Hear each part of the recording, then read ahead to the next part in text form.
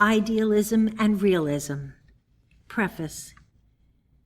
Before taking up this subject of idealism and realism, I wish to speak of a vital point that will help us to meet our so-called human needs, whether the need is health, a home, a position, or tax money. It is most vital that we clearly understand that all ideas appearing in our human mind are not just mere ideas, but are eternal facts, and we should know and understand these ideas as infinite, eternal facts at hand. There is only one mind, and God or mind expresses his own infinite being as ideas. These ideas are real and tangible. They are the only things at hand. Everything that exists, everything that is good and useful and natural to human existence, exists as a divine idea. It is a divine fact or entity, and is complete and finished, and is always at hand. Error would always keep us having two, a divine idea and a human concept about the divine idea. But we are learning that the human concept or material thing is merely our imperfect apprehension of the divine idea, or the only fact at hand. Mind evolves its own perfect ideas and their corresponding identities. And if my human sense calls these divine ideas a tree, a heart, a stomach, a house, the tax money, or a person, it makes no difference how they appear. The idea remains forever a divine fact at hand, perfect, immortal, and infinite as divine mind. They are the phenomena of my spiritual consciousness and my own self. If we wish to experience these divine ideas in forms that will meet our need, we must understand that each one of us is consciously this infinite compound of divine ideas. In the ratio that we understand that divine ideas have their source in divine mind and are man, all human limitations will disappear. Idealism and Realism. We hear much these days about idealism and realism. It is easy for a Christian Scientist to be an idealist. And if our ideals have sufficient realization to control our conduct, then we are not only an idealist, but are also a realist. When our idealism controls our conduct, it becomes realism. An idealist. We are idealists when we are devoted to good and right ideas, but devoted to ideas that to us are as yet unrealized thought, mere theories, intangible things, ideas that have not yet been wrought out in life practice. We are idealists only because we do not clearly understand that all divine ideas are tangible things, eternal facts at hand. Christian Scientists should be realists. As Christian Scientists, we should all be realists. That is, we should be devoted to ideas and at the same time understand that all divine ideas are eternal facts at hand. We should clearly understand that all ideas within our mind are already realities or eternal facts, and we should establish these ideas as facts in our thinking. And while these facts may not be fully embodied in our mind, we should see to it that they are in the process of being embodied in our mind and embodied as facts.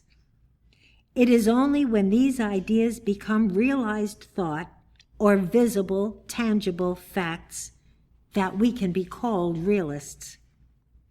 Accumulation of Metaphysical Ideas.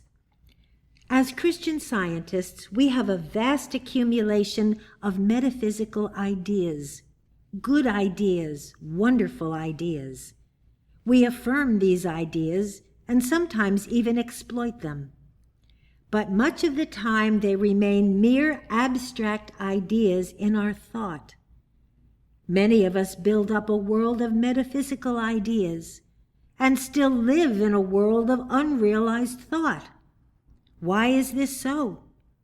It is because we desire to escape the so-called problems of life rather than work out the facts of life, and we take refuge in these metaphysical ideas in order to avoid our so-called problems.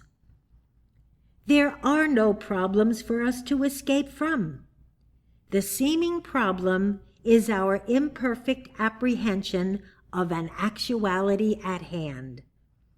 We have permitted our thought to dwell on this imperfect apprehension, have accepted it as a reality, called it a problem, and then resisted it.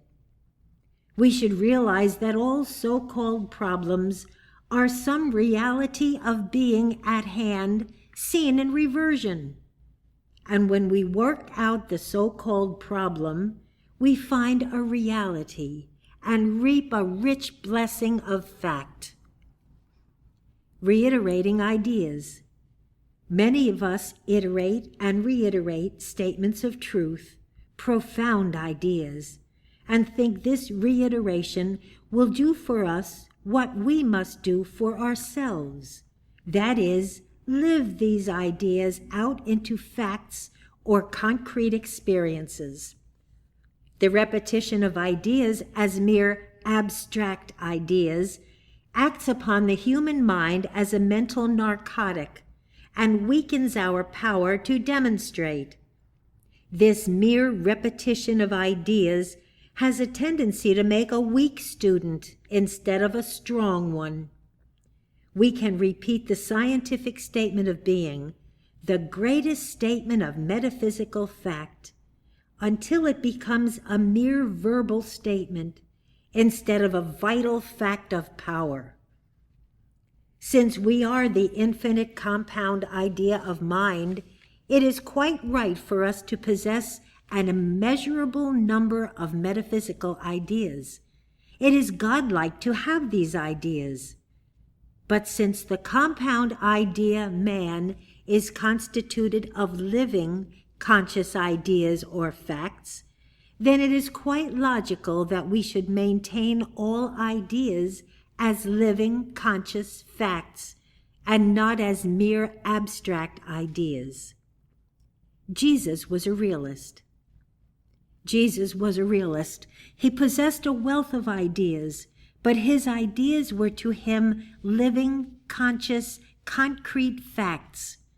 When Jesus said, "The kingdom of heaven is within you," he did not mean that the kingdom was just a beautiful theory.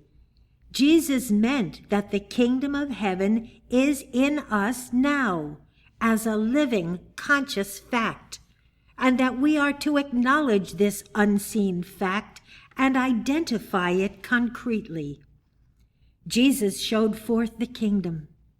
He was the embodiment or the fulfillment of the fact of the kingdom of heaven. The Word made flesh. Jesus did not just express theories about life. He showed forth life out of life itself. Jesus' words and deeds were a unit. They were the Word made flesh. Jesus answered the needs of the people, not only with the verbal statement of truth, but with the demonstration or proof of present concrete facts at hand. When the idea life was present in the consciousness of Jesus, the concrete evidence or the facts of life were coincidentally present, so that he could say, "She is not dead, but sleepeth." And when the idea money appeared as his consciousness, the concrete fact, which is eternally the idea, instantly appeared as the tax money. Inoperative Idealism. Idealism in any subject never answers the need of the people, and it will be a great step in growth when the inoperative idealism in Christianity is cleared away. Mrs. Eddy writes, quote, "Truth talked and not lived rolls on the human heart a stone," unquote. Miscellaneous Writings, page 293, line 27. We should give evidence of divine facts. Are we giving proof or evidence to the world that our bodies, our environments, all circumstances and events connected with our lives are divine facts at hand? It is our duty to present the concrete proof or evidence to the world, in order that the world may understand the spiritual facts of life. We must give the so-called material evidence to the world, since it is only the material evidence that mortal mind can understand. The word or idea must be an evidence in the highest visible form that the human being can comprehend. Improved material conditions. To the world, the proof or evidence appears as improved material conditions, but to us who make the demonstration, the evidence is mental and spiritual. To us, the evidence may appear as a better body or a better business, but we understand that the evidence is our spiritual discernment that ideas are divine facts. Our idealism has become realism, and the proof or evidence is the result of our mental and spiritual processes through which the Word becomes flesh. Vital points. 1. Only that is really ours that we gain from the unfoldment of truth, or true ideas within ourselves. There is too much of reaching out to the external for ideas, instead of letting true ideas unfold from within. Let the marvelous truths or ideas in your textbook and your quarterly lessons unfold to you and demonstrate them. 2. Reflect genuine joy and gladness and satisfaction in your daily living. Joy in the Lord.